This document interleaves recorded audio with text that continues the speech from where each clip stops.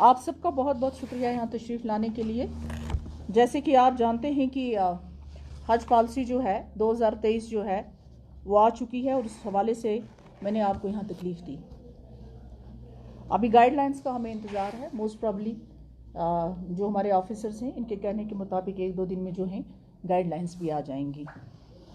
कुछ चीज़ों का तो आपको मालूम ही है जिसके लिए हम मिनिस्ट्री को मुबारकबाद पेश करते हैं, क्योंकि जिस पर्पज़ के लिए लोग जाते हैं हज पे वो तो एक अलग ही किस्म का अकीदा रखता है।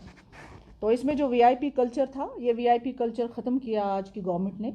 उसके लिए मैं इस स्टेप को अप्रिशिएट करती हूँ। जैसे कोटा होता है, प्राइम मिनिस्टर का होता है, प्रेसिडेंट का होता है, इसी तरह मिनॉरिटी जो मिनिस्टर्स हैं उनका होता है, एमपीज़ का कोटा होता है। तो वो ख़त्म करके आम लोगों के लिए ये एक बहुत अच्छी जो है राहत है। मुझे लगता है तकरीबन उससे 5,000 जो है 500 की 500 टोटल नहीं, तो उससे आम लोगों को फ़ायदा है। तो ये एक वेलकम स्टेप है, इसके लिए मैं उनको अप्रिशिएट करती हूँ। इससे मज़ीद जहाँ तक जम्मू कश्मीर का है उस हवाले से मैं बात करना चाहूँगी। आप जानते हैं कि ये जो होता है डिस्ट्रीब्यूशन होता है, इसमें तकरीबन 80% जो है बाकी स्टेट्स में होता है, हज कमेटी ऑफ इंडिया करती है, उसका आपको मालूम होगा। हाँ, इसी तरह हमारा जो है been a Muslim majority state, इसमें हमें कुछ एडिशनल कोटा मिल जाता है। अगर जनरली देखा जाए तो तकरीबन 6,000 तक जाएगा, फिर अगर उसको ऐड किया जाए तो 2,000 तक जाएगा, लेकिन हमें उम्मीद है कि हम 10,000 की फिगर क्रॉस करेंगे इंशाल्लाह इस साल। थोड़ी बहुत चेंजेस हैं इसमें। एक तो ये चेंज है जो इन्होंने नई चीज़ इंट्रोड्यूस की है इस पॉलिसी में। पहले कुछ चीज़ें मैं आपको बता देना चाहूँगी अपने साथियों को कि जब लास्ट टाइम हम मीटिंग के लिए गए थे, जब ऑल ओवर इंडिया से बुलाए गए थे, ये चेयरपर्सन्स और ऑफिसर्स बुलाए गए थे वहाँ पर अपने अपने सजेशंस रखने के लिए, वो मैं आपको बताऊँगी कि हमने क्या सजेशंस रखे। लेकिन जो कुछ तब्दीली थोड़ी बहुत आई है वो मैं आपके साथ शेयर करना चाहूँगी।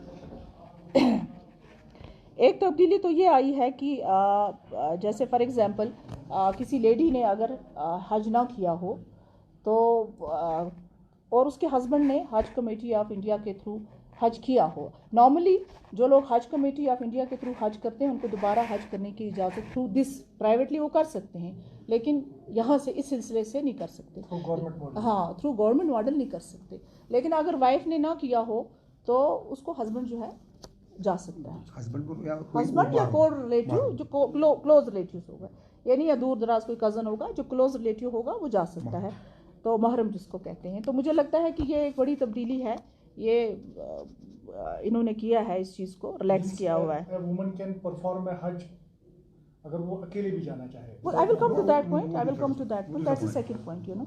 सो ये वो है कि सपोज अगर किसी लेडी के हस्बैंड ने किया है लेकिन वाइफ ने नहीं किया है, वाइफ जाना चाहती है, तो नॉर्मली तो हज कमेटी ऑफ इंडिया उसको अलो नहीं करेगी, लेकिन अगर औरत ने नहीं किया है तो हस्बैंड भी जा सकता है, भाई भी, महरम जो है वो जा सकता है साथ। एडिशनल थोड़े एडिशनल चार्ज देने पड़ेंगे, कितने देने पड़ेंगे वो अभी इन्होंने डिसाइड नहीं किया है, नॉमिनल होगा, जो भी होगा नॉमिनल होगा। उसके बाद ऑनलाइन किया है इन्होंने एप्लीकेशंस को।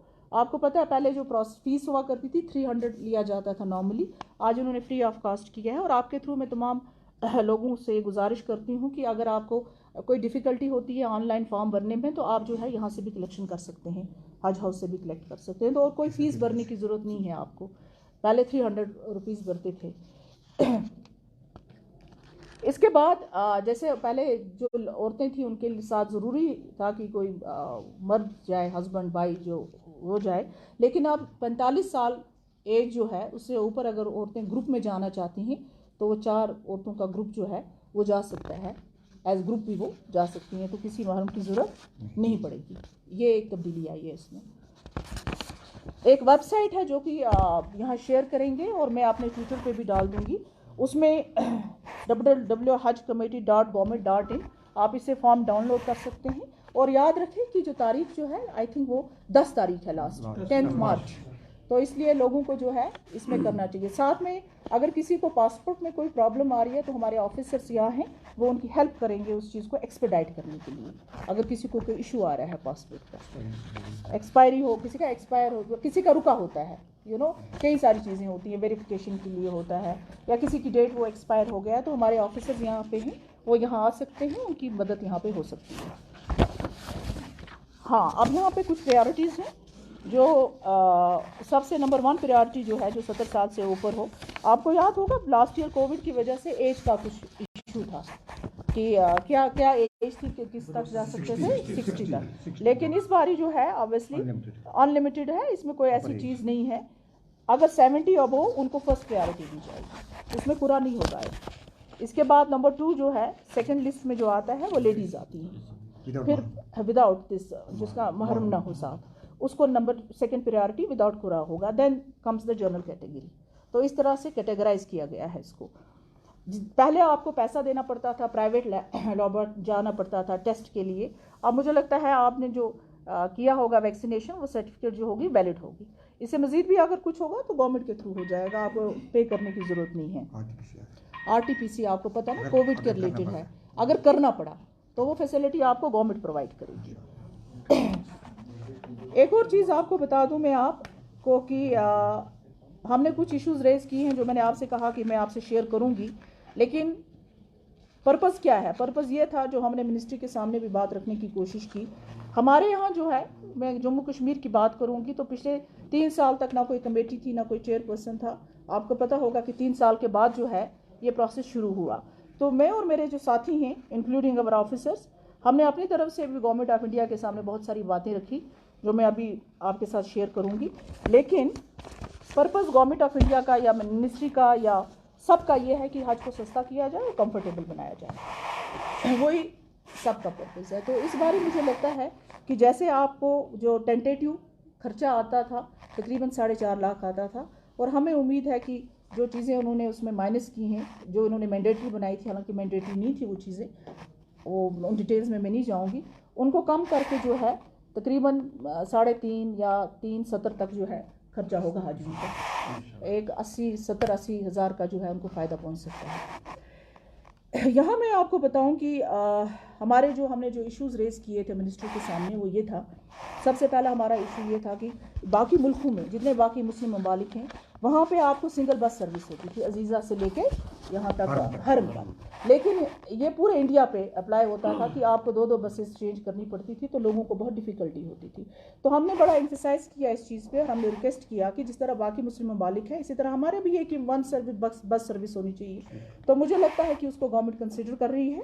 दूसरा जो है हमारा एयरलाइंस का मसला था। अक्सर ये मुझे ट्विटर पे भी और कई लोगों ने मुझसे बात की, मेरे साथियों से बात की कि जो यहाँ से सर्विस हम प्रोवाइड करते हैं वो ज़रा कंफर्टेबल नहीं होती। तो हमने कहा कि जिस तरह बाकी आप इंडिया में जो सर्विस प्रोवाइड करते हैं वो सर्विस हमें दीजिए, एयर सर्विस, क्योंकि हाजी तो पे करता है इसके लिए, लेकिन अगर कंफर्टेबल नहीं होगा, लंबा सफ़र है, तो कोई इसका फ़ायदा नहीं है। मुझे लगता है कि उसको भी कंसिडर किया जाएगा। उससे मज़ीद जो है जो किराया लगता है, एयर फेयर जो लगता है, वो थोड़ा कश्मीर के लिए थोड़ा सा ज़्यादा था, वो भी हमने उनको रेज़ किया। मुझे लगता है, मुझे उम्मीद है कि इसको कंसिडर किया जाएगा। और ये जो चीज़ें थी मैं जम्मू कश्मीर के हवाले से हमने रखी उनके सामने। 1-2 चीज़ें और हैं कि इस बारी जैसे यहाँ से हमारे बहुत सारे खुदामुल हजाज जाते हैं, उसमें अभी थोड़ा सा क्लैरिटी की ज़रूरत है। आई थिंक गाइडलाइंस में क्लैरिटी हो जाएगी, लेकिन गवर्नमेंट ने एक अच्छा इनिशिएटिव ये लिया है कि डायरेक्टर लेवल का आदमी जो है वो जाएगा उनके साथ, वहाँ उनकी एक्टिविटीज़ प्लस हाजीज़ जो हैं उनको वहाँ पर प्रॉपर फैसिलिटीज़ मिल रही हैं कि नहीं, उन दोनों चीज़ों को जो है मॉनिटर करेंगे। तो ये सब था जो मैंने आपके सामने रखा। इससे मज़ीद जो है यही है कि कोई भी डिसेबिलिटी वाला हो जो चल ना सके, प्रॉब्लम्स हो, तो उसके साथ जो है एक बंदा जा सकता है एज कंपेनियन। हाँ, इसी तरह अगर 70 साल से ऊपर है कोई, तो वो भी चाहे तो कंपेनियन रख सकता है। कंपेनियन ऑब्वियसली ज़रूरत पड़ता है। तो ये तो कुछ छोटी छोटी कुछ चीज़ें हैं जो सामने, अगर आपका कोई सवाल हो तो। मैम, आपने अभी बताया जिस तरह से अभी वुमेन कैन परफॉर्म नाउ हज विदाउट कंपेनियन, यानी कि महरम के बगैर, तो आपको नहीं लगता है कि this is against the fundamentals of Islam? क्योंकि इस्लाम ने पहले ही बताया कि उसमें महरम ज़रूरी साथ में होना चाहिए। तो आपको बखूबी पता होगा क्योंकि आप भी एक मुस्लिम है, तो यहाँ पर सेंटिमेंट्स हर्ट नहीं हो रहे हैं इस जो ये आप बता रहे हैं? एक औरत जो है वो ग्रुप में जा सकती है। वैसे मैं मसलक पे बात नहीं करना चाहती हूँ, लेकिन अगर ये अंडरस्टैंडिंग जो होती है ना, ये सिर्फ है यहाँ से हम नहीं है जब तक कि सूदिया की गवर्नमेंट जो है उसके साथ कोई एग्रीमेंट ना हो। जहाँ पर आप हज करने जा रहे हैं, जहाँ पर ये मदीना शरीफ है, मक्का शरीफ है, उस गवर्नमेंट ने इस चीज़ का कंसेंट दिया है, ओके किया है, तो मुझे लगता है वो भी इस्लाम जानते हैं। वो कोई ऐसी चीज़ नहीं करेंगे जो इस्लाम के खिलाफ हो।